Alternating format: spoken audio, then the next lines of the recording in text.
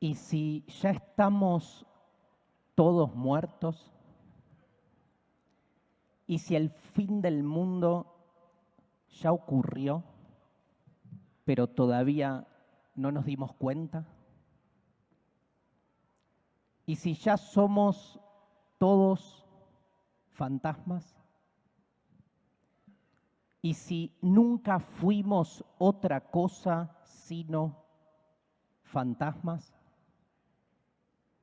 Y no se trata de una metáfora, sino de un desfasaje, como las estrellas que aún vemos brillar en el cielo, pero que hace miles de años explotaron en mil pedazos. Tal vez ya se haya desencadenado el fin del mundo, pero aún no lo estemos percibiendo. ¿Y por qué nuestro mundo estaría colapsando? ¿De qué mundo hablamos cuando hablamos de mundo? ¿Quiénes son los responsables? Y sobre todo, ¿tenemos una oportunidad? No puedo no empezar a hablar en este encuentro sobre filosofía para este fin del mundo, de tal vez la frase, la fórmula que mejor enuncia mucho de lo que queremos compartirles hoy con Sole. Una frase que seguramente todos conocen, pero que por ser frase y por remanida no deja de seguir alertándonos, provocándonos y sobre todo animándonos a pensar a fondo las cuestiones desde nuevas perspectivas. Es una frase de Frederick Jameson que dice que es más fácil imaginarse el fin del mundo que el fin del capitalismo. Tal vez en esa fórmula esté todo dicho. ¿Por qué está todo dicho? ¿Por qué es más fácil imaginarnos el fin del mundo que el fin del capitalismo? O dicho a la inversa, ¿cuán arraigado y naturalizado tenemos el capitalismo que no podemos imaginar su final? Arraigado, naturalizado, normalizado, no solo en sus tópicos clásicos como el de propiedad privada o libertad individual, por tomar los dos conceptos que ya se han vuelto sentido común y que cualquier propuesta para pensarlos desde una perspectiva distinta es automáticamente sentenciada a una patología o a una anomalía o a una forma delictiva. Cuestionar lo arraigado en el sentido común solo nos deja en ese lugar extraño de ser lo otro, lo imposible de asimilar. Como alguna vez se dijo en esta tierra, para nuestro sistema o sos cliente o delincuente. No hay otra opción. Digo, tan naturalizado está el capitalismo en sus tópicos clásicos como también en esa forma que en filosofía llamamos mercantilización de la existencia. Esto es la idea de que todo lo que hacemos lo hacemos porque en algún punto nos conviene, nos da rédito, nos resulta rentable, productivo. Y hablamos en este caso de los afectos, hablamos en este caso de los vínculos.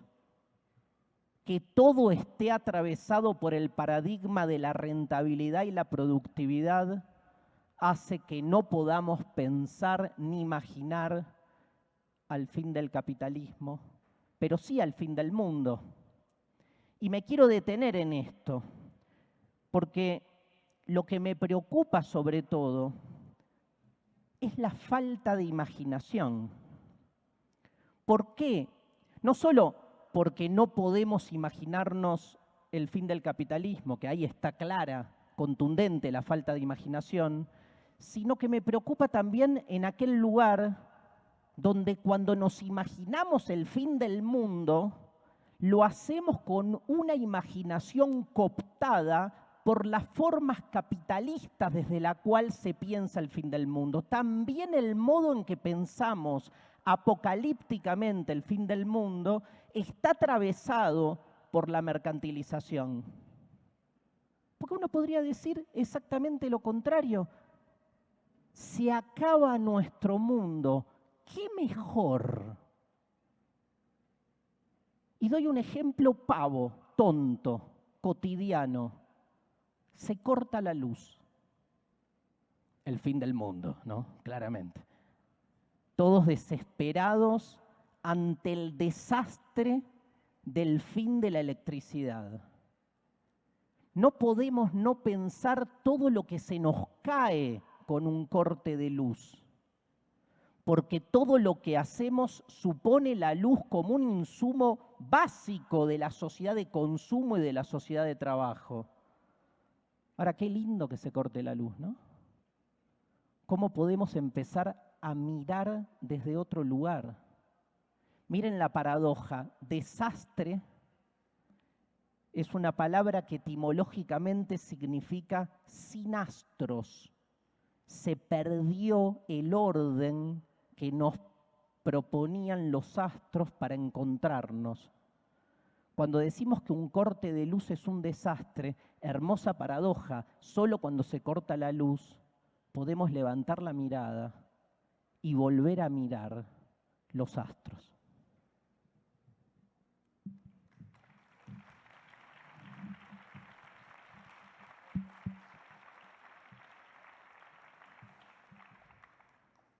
Bueno, yo quiero compartir una historia que para mí habla bastante de este problema de imaginación, de este problema de perspectiva que un poco planteaba Darío. Es una historia que se da en 1964 en los bosques de Nevada, en unos bosques que son bosques milenarios, donde hay árboles muy añejos y donde había un científico llamado Donald Curry, un joven que acababa de recibirse y que estaba tratando de estudiar ahí una era glaciar pequeña que se había dado en el siglo XV. Y esos árboles resultaban muy perfectos y muy interesantes. Los árboles captan en su cuerpo todo lo que sucedió, ¿no? Los cambios del clima, las cuestiones como más interesantes de lo que pasa allá afuera quedan impresas en los árboles en general. Y en esos árboles podía haber indicios de eso que él estaba estudiando.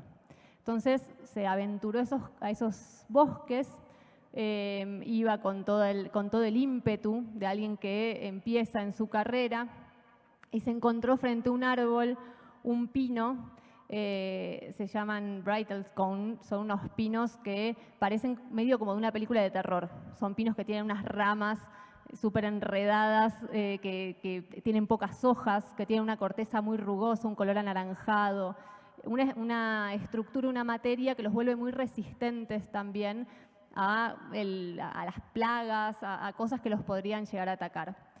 Estaba frente a este árbol y acá aparecen como muchas ideas de qué es lo que podría haber pasado, pero él decide estudiar el árbol y en algún momento para estudiarlo lo tala. Decide cortarlo. Y acá se abren muchas teorías de cómo fue, porque lo que él iba a descubrir en ese árbol iba a hacer que ese asesinato fuera sumamente relevante o debiera haberlo sido.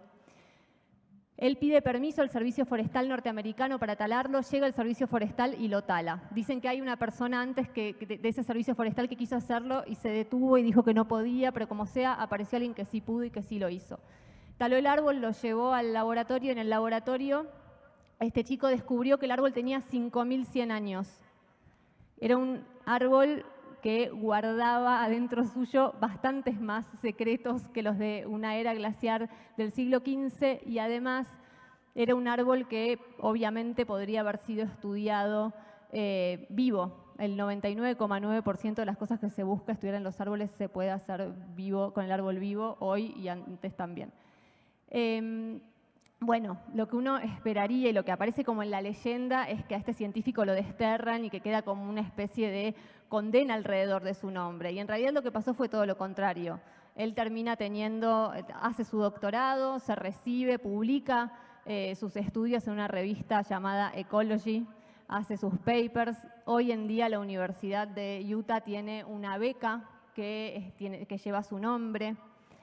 Y para mí es muy interesante y muy simbólico cómo esta persona en su decisión se lleva puestas un montón de otras posibilidades, ¿no?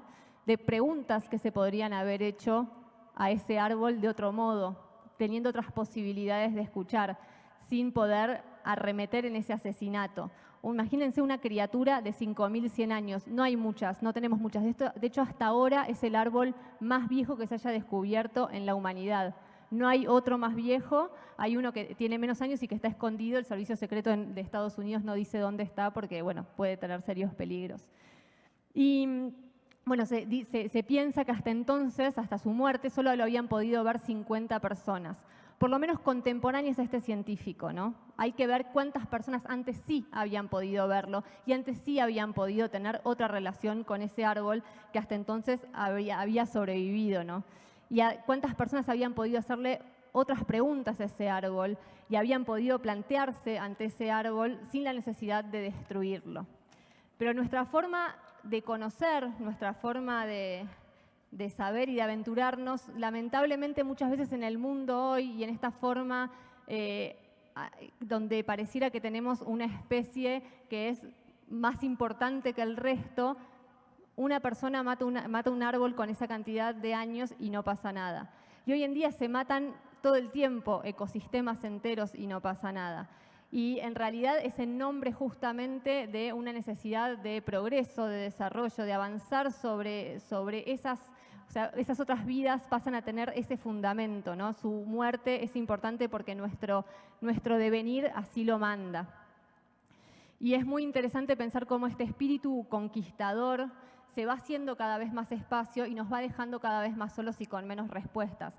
Así como ese árbol experto en resistencias, experto en resiliencia, experto en tantos fines del mundo, fue muerto sin que nadie le pudiera preguntar, hay hoy en día una gran cantidad de ecosistemas enteros con información preciosa a la que no podemos escuchar y una cantidad de personas que tienen otros diálogos posibles con esos ecosistemas, con esos árboles, con esos otros reinos, que tampoco están siendo escuchados. Hoy en día estamos hablando de fin del mundo y de un fin del mundo y lo que estamos viviendo es una masacre.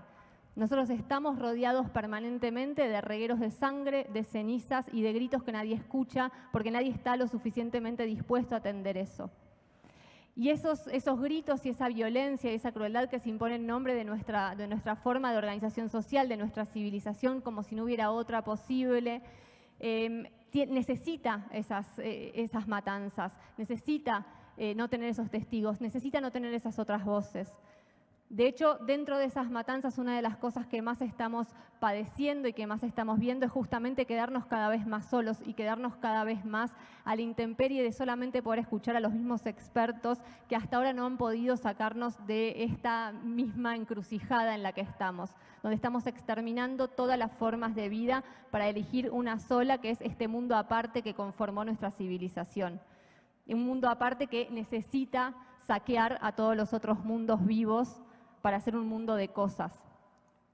Es importante pensar en esta crisis de la imaginación que hablaba Darío, cuánto tiene que ver con no poder establecer esos diálogos, cuánto tiene que ver con no poder hacernos esas preguntas y cuánto tiene que ver con estar cerradas a los mismos dispositivos que nos trajeron hasta acá. Escuchaba en las charlas que se dieron en esta misma sala hablar de minería sustentable, por ejemplo. Hablar de agricultura a gran escala como una posibilidad porque, bueno, en realidad también necesitamos ese dinero.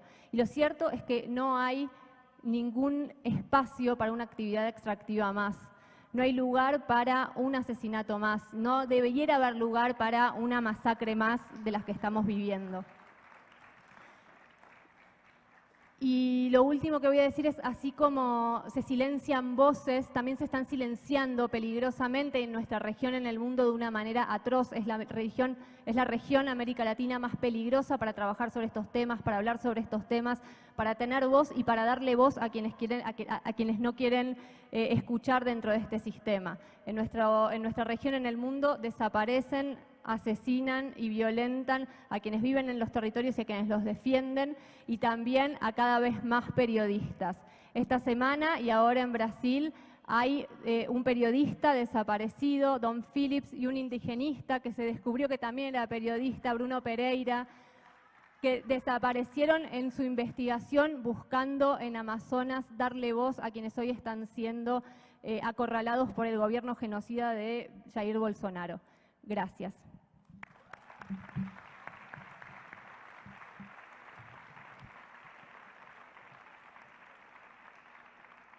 La conciencia de estar viviendo en el fin del mundo me hace acordar a la irrupción de muchas temáticas que llegan de modo intempestivo y que cuando llegan son rechazadas por el sentido común, minimizándolas, poniéndolas casi en un lugar infantil, ¿no? Cuando uno habla del fin del mundo, siempre la respuesta primera es ¿te parece? ¿Es para tanto? Cosa que quiero de algún modo conceptualizar en un problema, en un dilema, que es que si el fin del mundo es una realidad efectiva o es una metáfora. Porque casi siempre que surge este tema, lo primero que surge de inmediato es una metáfora para que las típicas metáforas con las cuales la filosofía exacerba nuestra imaginación para pensar lo que estamos viviendo. Dejo abierto el problema filosófico.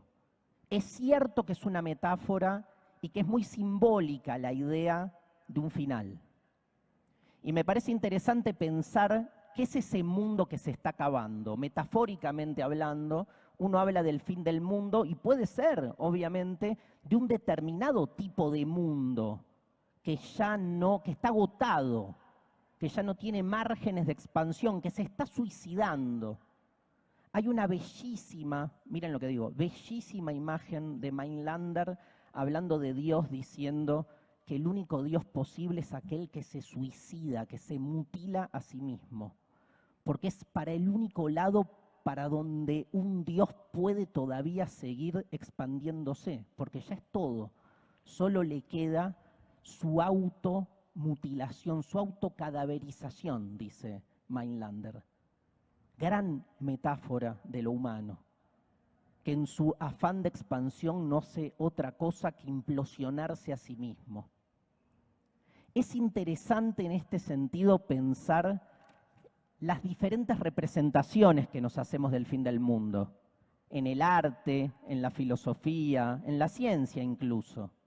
La más usual cuando decimos fin del mundo, lo que nos imaginamos es la extinción de la vida humana. Asociamos el fin del mundo a se terminó la vida humana sobre el planeta. De hecho, con el COVID, rápidamente las primeras narrativas que surgieron fueron bíblicas. Las plagas, el apocalipsis final, se termina todo.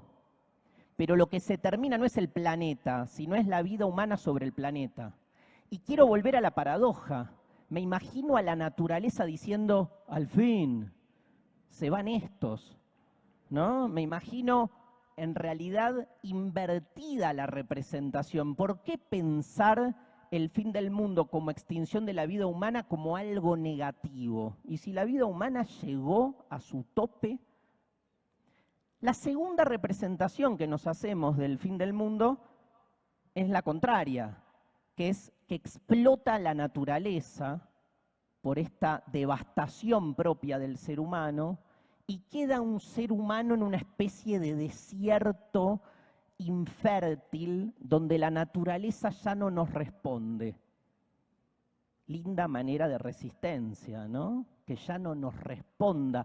Desde esas narrativas bíblicas siempre se pensó a la naturaleza como un reservorio de recursos a nuestra disposición. Y como dice Nietzsche en tal vez la frase, de todas las frases nietzschianas es la que a mí más me conmueve, porque es corta y al corazón. El desierto crece. Es eso solo, ¿no? Y es entender todo con 3 palabras. El desierto crece. Y en el desierto es donde la vida es más resistente. Por eso quiero retomar la metáfora del desierto. Queda un ser humano en el desierto, pero ojo, que ese desierto todavía provee posibilidades. La tercera representación que me quiero hacer del fin del mundo es una figura muy conocida por todos nosotros, que es la figura del resto. En la Biblia, y dale con la Biblia, ¿no? Pero bueno, en la Biblia aparece mucho esta idea de un resto, ¿no? Hay un texto que dice, un resto de Israel se salvará. Pero la primera imagen del resto, reconocida, yo es uno de los cuentos favoritos que le relato a mi hijo cuando lo voy a hacer dormir y que obviamente no se duerme porque le provoca una angustia lacerante, es el diluvio, el famoso arca de Noé. Ahí hay un resto, el mundo colapsa, pero hay un resto que se salva. Siempre tenemos esa idea. Vieron que Hollywood nos presenta la idea de ese resto que se salva. Lo que pasa es que ese resto está imbuido de una especie de superioridad moral. Se salvan los buenos, se suponía que no era bueno. La meritocracia de la salvación, que claramente está homologada en un sistema capitalista a que se salvan los buenos porque los buenos son los ricos. Y los que se salvan son los que pueden, entonces, sin embargo, producirse su propia salvación. En un mundo que ellos son tan responsables del colapso, argumento que obviamente no se hacen cargo y que tampoco se dan cuenta en algún punto que si el mundo colapsa, no hay salvación para nadie. Y la última imagen o representación del fin del mundo la quiero asociar con un tema muy, digamos, muy propio también de esta temática, que es, muchas veces pensamos el fin del mundo como el fin de los tiempos. Esta idea de, ¿y si el tiempo se detuviera? ¿No? Para mí fue una de mis primeras angustias existenciales. Me acuerdo que tenía 5 o 6 años y pensaba, no se puede detener el tiempo, era insoportable que el tiempo pase y nos lleve puestos. Yo creo que más que pensar el fin de los tiempos, hay que pensar que tal vez estamos viviendo el tiempo del fin. No el fin de los tiempos, sino el tiempo del fin. Y ese tiempo del fin es un tiempo agónico. Agonía es una palabra que viene del griego y que se asocia con lucha. El tiempo del fin es un tiempo de lucha. La agonía tiene que ver con algo que se está terminando. Tal vez el modo en que luchemos en este tiempo del fin provoque que una vez que se termine este mundo, el que esté por venir sea radicalmente otro.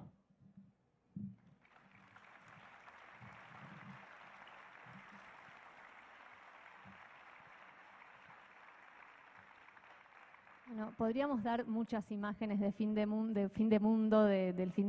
del apocalipsis, de un montón de cosas. Vamos a dar más después, pero a mí una de las que me parece más interesante, más real para entender estos tiempos que corren, es una que toman la filósofa Débora Danowski y el antropólogo Eduardo Viveiro de Castro en su libro Hay un mundo por venir. No sé si lo leyeron, si no, se los recomiendo mucho.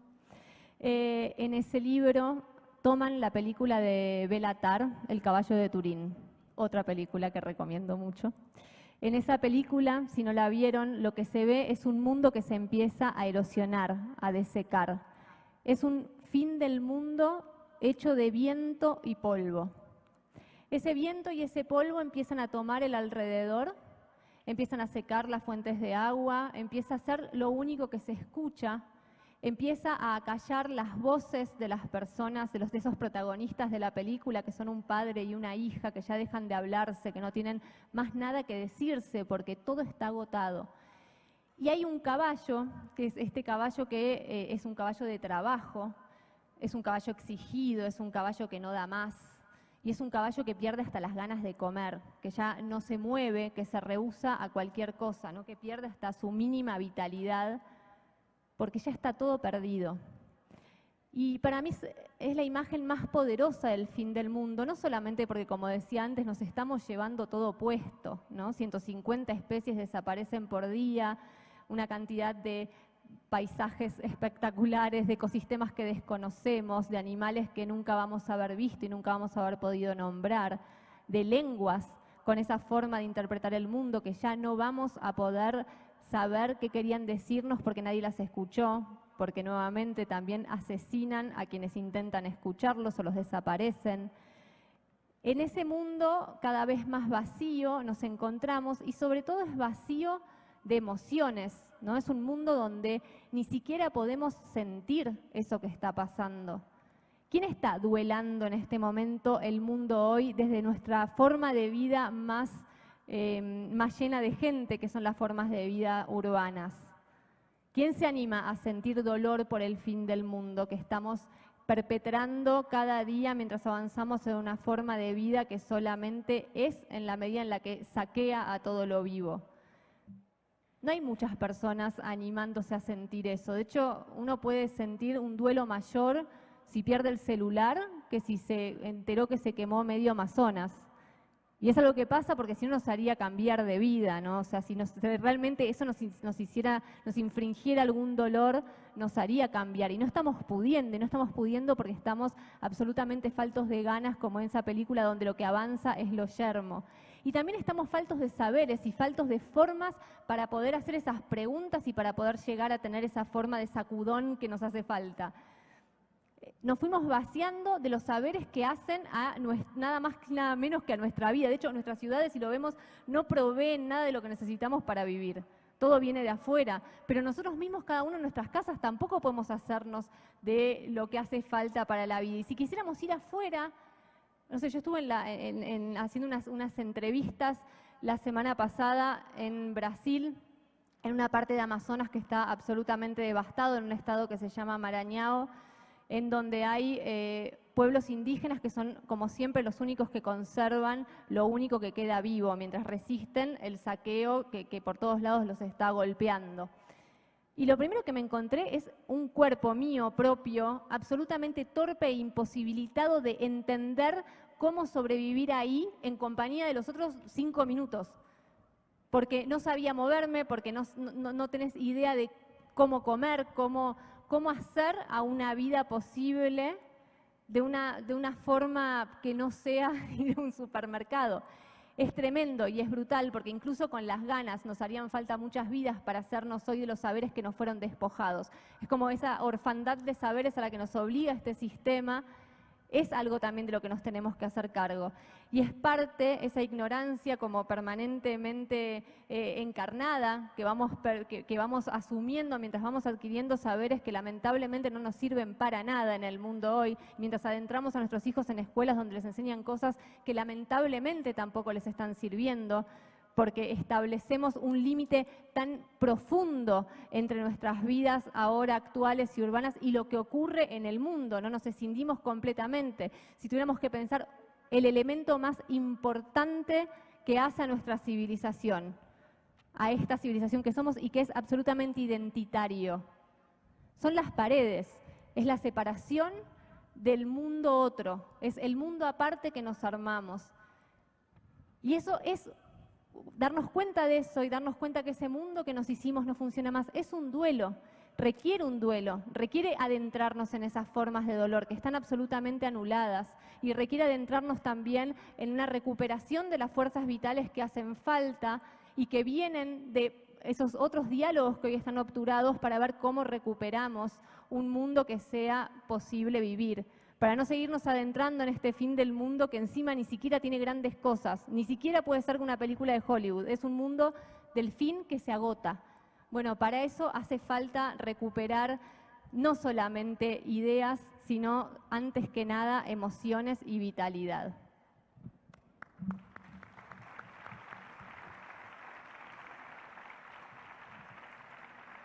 El colapso es inminente.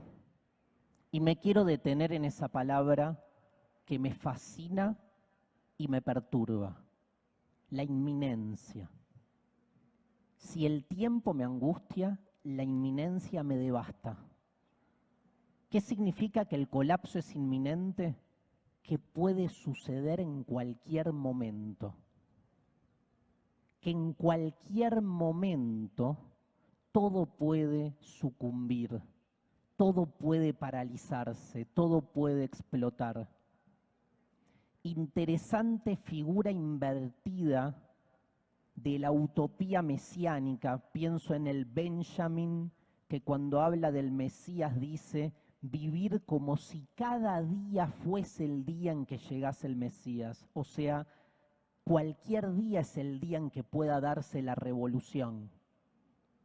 Parece que nunca.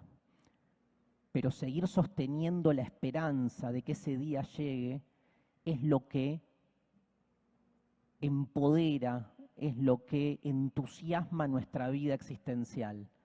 Lo mismo y al revés con la llegada del colapso. Darnos cuenta que en cualquier momento la cosa se hace trizas. Y déjenme relacionarlo con esta categoría de la inminencia, con la manera en que nosotros, cada uno de nosotros en términos existenciales, pensamos nuestra relación con nuestro propio morir. No con la muerte como concepto abstracto, sino con nuestro propio morir. A mí me angustia la muerte, todos los días me angustia, por eso me dediqué a la filosofía. Al pedo, ¿no? Porque me sigue angustiando más que la primera vez. Pero algo me alivia igual. Lo que digo es, todos los días me angustia la muerte, pero lo que más me angustia es mi propio morir. No lo digo desde un lugar egoísta. Se me muere mucha gente alrededor y me resulta realmente, digamos, triste, penoso. Pero otra cosa es la forma en que vivimos los seres humanos la angustia de sabernos nosotros finitos. Frente a la muerte, dice Heidegger, frente a nuestro propio morir, tenemos dos actitudes contrapuestas en términos temporales. Decimos, sí, ya sé que me voy a morir, pero falta un montón. Piensen un minuto, ¿cuánto nos falta para morir? Mucho. Un montón. Lo proyectamos hacia adelante y además cuando nos queremos detener en la figura temporal de cuánto falta, la sensación es que falta un abismo. El problema es cuando uno se detiene. Yo una vez estaba por ahí y dije, voy a pensar la cantidad de minutos que me faltan para morir. Dije, va a ser un número tan grandilocuente que entonces digo, ¿ves? Falta y me dio 23 millones, que es tipo nada. O la otra vez pensé cuántos mundiales de fútbol me quedan por ver. ¿Saben cuántos? 6. 6. Y en este nos eliminamos con México aparte. Un horror. Todos contra Polonia y Arabia Saudita. Unidad latinoamericana. Ahora, frente a esa muerte que aún no llega, la otra figura es la de la inminencia. Es cierto que falta un montón para que nos muramos, pero saben ustedes, y perdón por provocarles una angustia a las 3:30 de la tarde, que cualquiera podría morirse ahora. Ese yaísmo, que es asumirnos en una relación de inminencia con la muerte, lo taponamos, nos lo sacamos de la cabeza. Qué importante es asumir la inminencia de la muerte, recordar que nos podemos morir a cualquier momento. ¿Cuánto modificaríamos de nuestra vida? De una vida sumida en dispositivos burocráticos, productivistas, reproductores, rutinarios, Gente, se pueden morir en cualquier momento. Déjense de joder. Reinventemos la cosa.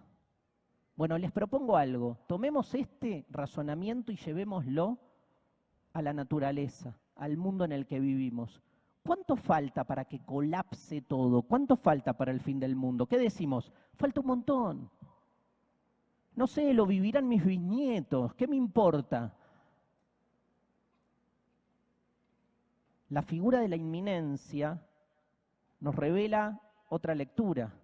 Así como nos podemos morir ahora, el colapso puede darse en cualquier momento.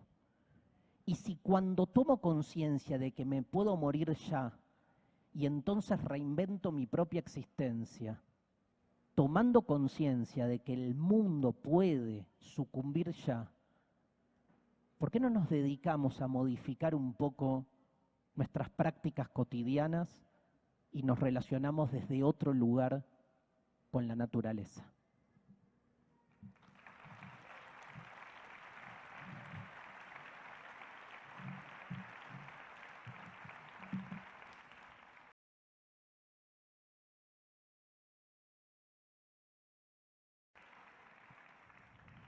Quiero leer un fragmento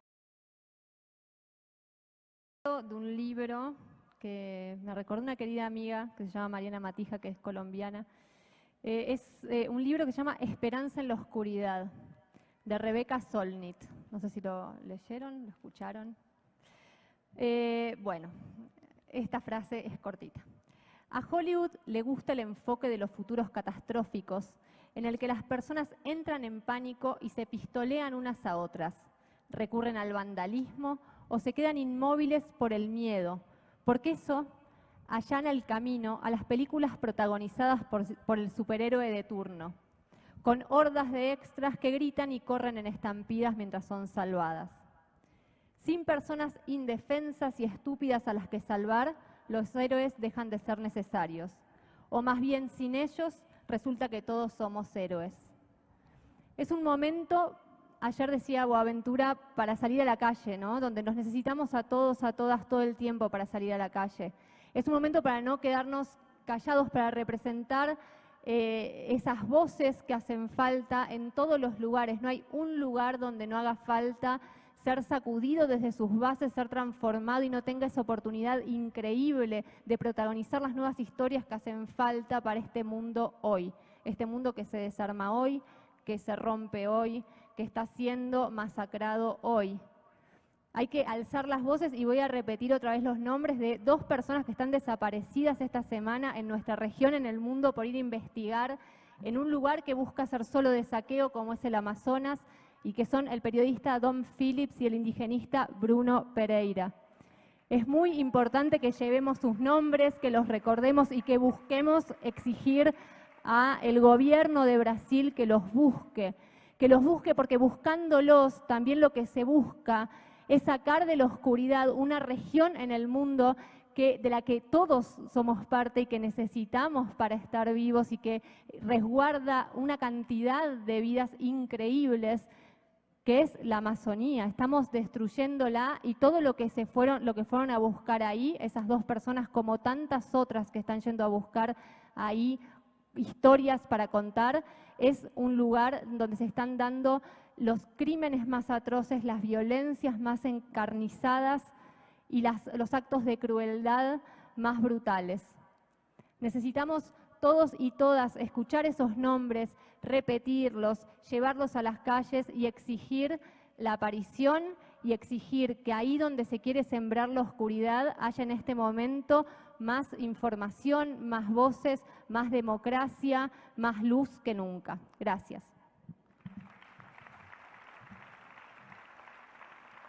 La figura más famosa sobre el fin del mundo que nos resuena es la figura del apocalipsis.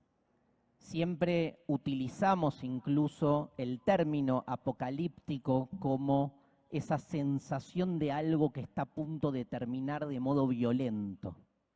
Lamento decirles que etimológicamente lejos está la palabra apocalipsis de significar fin del mundo. Apocalipsis en griego, ¿saben qué significa? Revelación. Revelación. El libro del Apocalipsis del Nuevo Testamento nos revela los días del final, pero nos cambia un poco la perspectiva a la hora de analizar el término y sus consecuencias, porque lo que nos revela el Apocalipsis es que ese final catastrófico no es el final. En la teología cristiana tiene que advenir el Apocalipsis para que después retorne el Hijo de Dios. O sea, para que el mundo pueda realmente redimirse, tiene que darse previamente el final de los tiempos de modo catastrófico. Es una matriz narrativa que ustedes deben reconocer en mucho pensamiento de izquierda. La agudización de las contradicciones es una necesidad imperiosa para que después acaezca la revolución final. Pero primero tiene que venir el anticristo, para que después el mundo se redima. Yo me quiero quedar con algo de esa narrativa, la quiero secularizar. Y me quiero quedar con la idea de que un colapso provee siempre una oportunidad. Un final catastrófico no significa final, sino que apocalípticamente, o sea, revelatoriamente, tal vez, en ese instante que parece terminal, se abre una perspectiva que no hubiéramos visto si no. La palabra oportunidad, etimología, que rompe pelotas, que estoy con las etimologías, pero se ve ahí. La palabra oportunidad, el prefijo ov, que es lo que está enfrente, y portus, que es puerto. Oportunidad es estar frente a un puerto. Miren qué interesante lo que nos dice la palabra, una oportunidad, estoy frente a un puerto. Cuando estoy frente a un puerto, decido yo si me subo o no me subo al barco. Si sigo o no sigo el viaje. El viaje siempre es incierto, gente. Lo que está por venir es siempre incertidumbre. Es siempre riesgo, eso. Hay riesgo en la oportunidad. Por eso el conservadorismo celebra tanto el status quo, el quedarse en lo que hay, y no subirse a un barco y asumir el riesgo de que la cosa cambie. Está claro que este mundo no da para más. Solo asumir el riesgo de un nuevo viaje nos da la oportunidad de un mundo otro.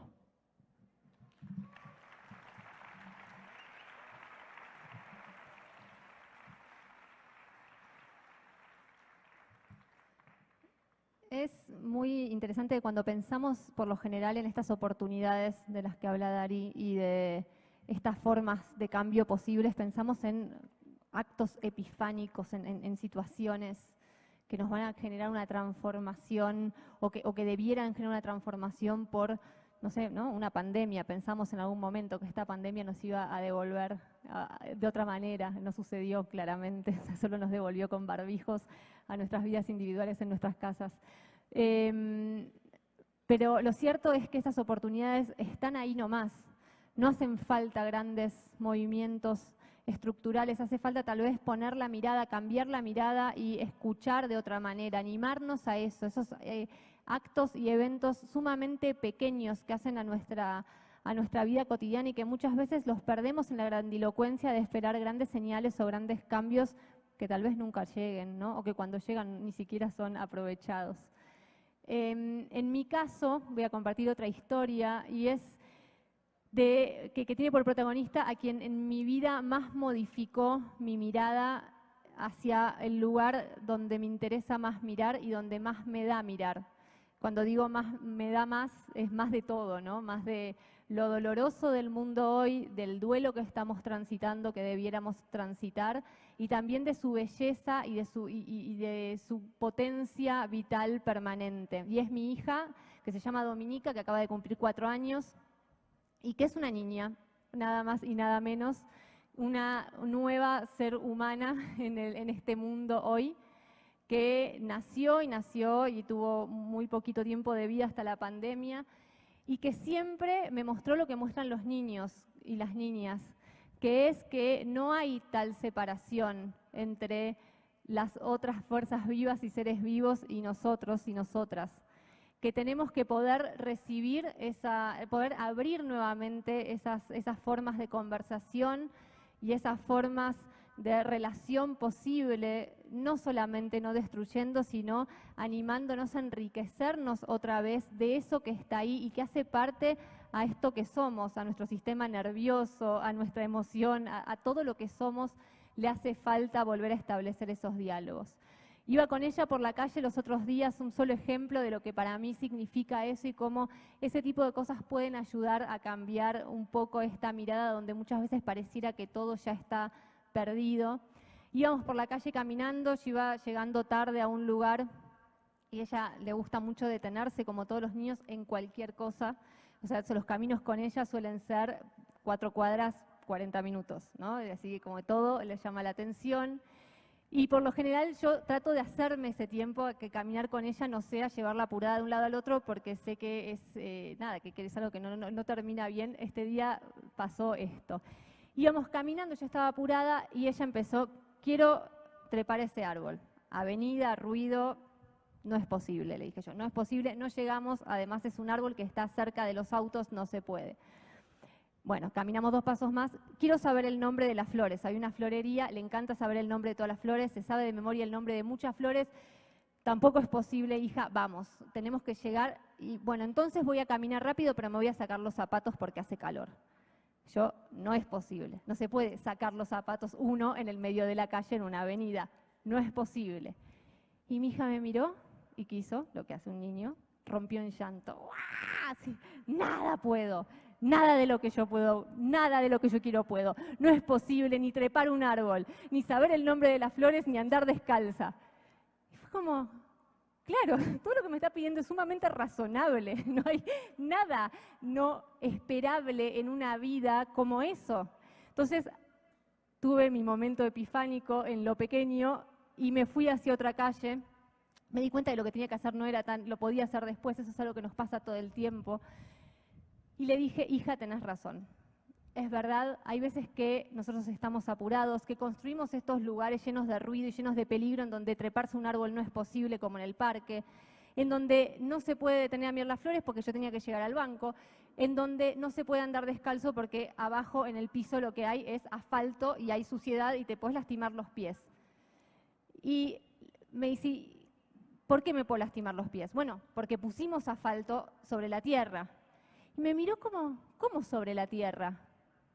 Claro, lo que vos ves es tierra y arriba hay asfalto y hay vereda y hay material que pusimos justamente para poder andar con zapatos. Y me miró y miró la tierra y me dijo, pero entonces la tierra no puede respirar. Y yo en ese momento dije, estoy rompiendo su corazón. O sea, le estoy diciendo que todo lo que a ella le gusta, que es el mundo de la tierra, que yo tanto espacio le hago, está absolutamente ahogado por esta forma de ser que encarnamos, que necesita eso para que anden rápido los autos y nuestros zapatos. Y mientras pensaba cómo resolver eso, para no dejarla en ese mundo de angustia en el que muchas veces yo misma vivo, ella me dijo, no, espera, mamá, mira, ahí sí puede respirar. Y empezó a encontrar entre las grietas que se arman en las baldosas, esos hilitas de pasto, ¿vieron que se hace así, que crece el pasto entre las juntas de las baldosas por la calle? Y ahí también puede respirar. Y empezamos a caminar a otro ritmo, encontrando los lugares donde la tierra puede respirar. La tierra y nuestro contacto con la tierra no está a kilómetros de distancia. Y abajo de ese piso flotante donde están todos sentados con sus sillas está la tierra está ahí, yo la estoy mirando, la estamos mirando todos. No nos hace falta sino volver a sentir eso y volver a saber que está ahí y volver a saber que está ahí con un tiempo, con una forma, con una textura, con un montón de cosas para decirnos y para ayudarnos a vivir de una manera mejor, menos apurada para nada, menos poco atenta y de alguna manera más sabia, con esa sabiduría que tienen los niños que siempre registran lo importante. Hay una frase del poeta vietnamí, del monje Thich Nhat Hanh, que dice, la tierra está en nosotros. Para salvarla, solo hay que volver a escuchar cómo llora adentro de nuestro corazón.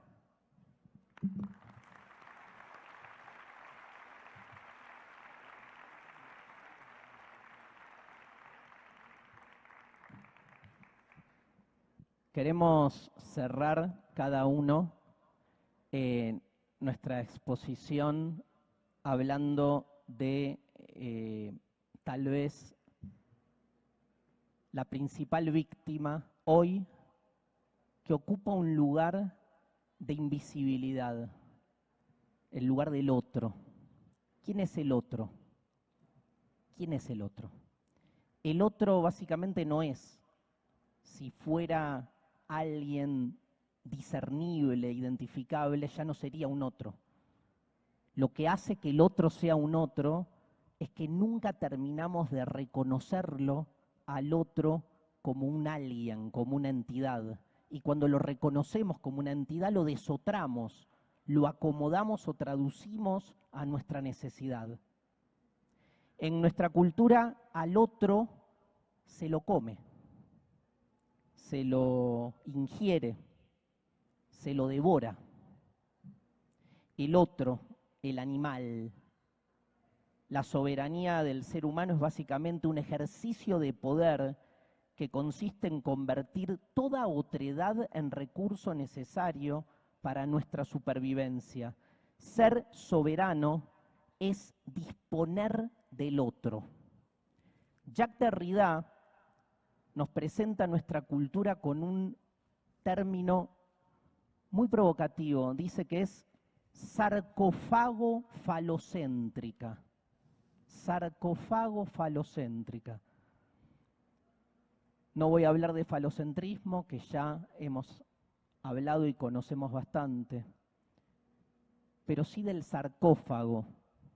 Un sarcófago, ustedes saben, es un recipiente para los muertos, pero etimológicamente, sarcófago, sarx es carne, fago es una derivación de comer. Sarcófago literalmente significa come carne. En un sarcófago la carne se descompone. En una sociedad sarcofágica la carne se procesa y se vuelve una hamburguesa. El problema con lo animal es discernir la frontera que hay entre nosotros y los animales.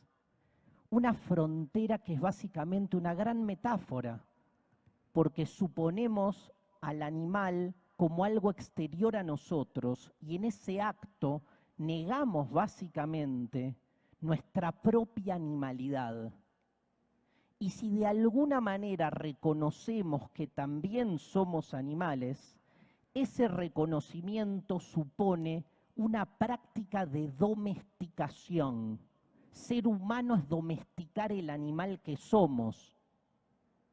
Todo el tiempo estamos huyendo de aquello que nos caracteriza, de nuestra propia animalidad.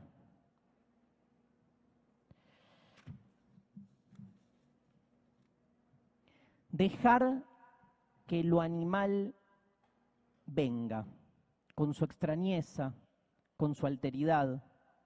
Nos cuesta tanto ser hospitalarios con cualquier ser humano que imaginar la hospitalidad con el animal nos parece algo imposible. Recibir lo animal es dejar lugar a lo impensado, a lo impensado. Para nosotros a los animales se los mata, se los come o se los domestica, pero nunca se los recibe. ¿Será muy diferente el modo en que nos relacionamos con ese animal tan particular que es el animal humano? ¿O no hacemos otra cosa que matarnos, domesticarnos y devorarnos? Dice Derrida, retomando una idea de Jeremy Bentham, que es necesario deconstruir el modo en que nos diferenciamos de los animales. Toda nuestra justificación acerca de nuestra soberanía y nuestro disponer de la vida del otro, del cuerpo del otro, esa ingesta industrial, sobre todo industrial, del otro, se basa en una autopostulada superioridad ontológica con respecto al animal y a lo animal que también somos. Y se basa en poner una frontera que tiene relación directa con la racionalidad y el habla. Se supone que somos superiores a los animales, porque los animales no piensan ni hablan. Se supone que el pensamiento racional y el habla lógica nos da una especie de aura de superioridad sobre el planeta. Dice Derrida, retomando a Bentham, qué diferente sería si en vez de pensar nuestro límite con el animal a partir de la pregunta ¿los animales piensan?, nos preguntásemos mejor, ¿los animales sufren?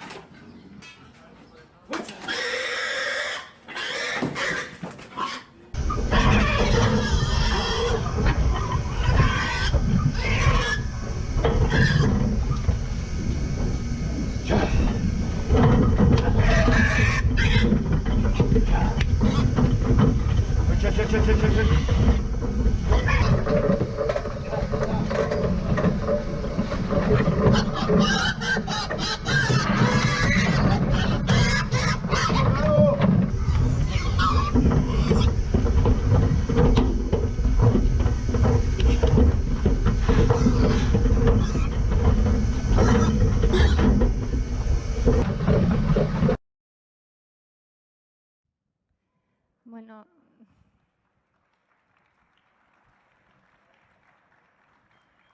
estos son algunos de los sonidos que no escuchamos, pero que están todo el tiempo alrededor nuestro, que están en este momento y que muestran, evidencian ese padecimiento, esa violencia que tenemos maquillada como una forma de vida moderna y posible. No hace falta buscar demasiado para encontrar estos gritos y para encontrar imágenes que son de lo más perturbadoras o debieran serlo. En esa negación de nuestra propia animalidad, en esa cosificación a la que sumimos a todo lo vivo, en haber declarado muerto el mundo antes de que muriera, primero nos matamos y nos morimos nosotros en nuestros espíritus más vivos. Matar el animal que somos no es solamente matar partes que podríamos considerar inclusive violentas, es matar lo mamífero que hay en nosotros, lo sensible, lo empático, lo que sabe cuidar, lo que sabe gozar, lo que sabe sentir placer, lo que sabe hacer de los cuerpos no una cosa acompañante, esa cosa no como tenemos un cuerpo, sino habitar nuestros cuerpos de una manera plena y hacer de nuestra existencia una existencia posible que no tenga antes que nada una declaración de guerra como declaración absoluta para ser, para conducirse. Esta guerra que nosotros tenemos declarada contra el mundo se nos vino en contra, tenemos todo lo que puede ser residuos de este infierno en nuestros propios cuerpos. O sea, tenemos desde venenos hasta microplásticos, hasta gritos silenciados y hasta las reminiscencias de esa violencia que no podemos reconocer, absolutamente enredadas adentro de nuestras propias subjetividades al punto tal de no poder siquiera reaccionar muchas veces. Y tenemos que desintoxicarnos de todo eso, porque no tenemos idea o no estamos siendo conscientes todos los días de cuál es nuestra capacidad de daño, pero tampoco y antes que eso estamos siendo conscientes de nuestra increíble capacidad de conexión y de reparación. Queremos, antes de cerrar, invitarlos a eso, a que pensemos, sintamos cada uno cuáles son esas posibilidades que están ahí para no hacer de esto un fin del mundo, sino un mundo repleto de posibilidades infinitas, en donde podemos ser seres mucho más sensibles y mucho más vivibles de estos que estamos siendo. Muchas gracias.